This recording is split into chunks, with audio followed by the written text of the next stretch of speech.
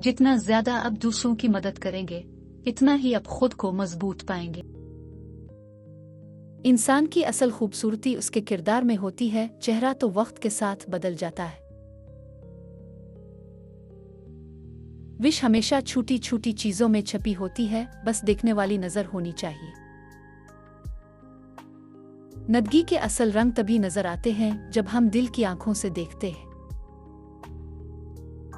मैं अपनी जिंदगी की हकीकत को तस्लीम करना सीखना चाहिए, जो होता है वो हमारे लिए बेहतर होता है।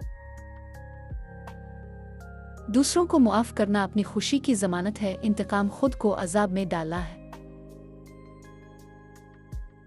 वही कामयाब होता है जो हर शिकस्त के बाद उठकर दोबारा कोशिश करता है।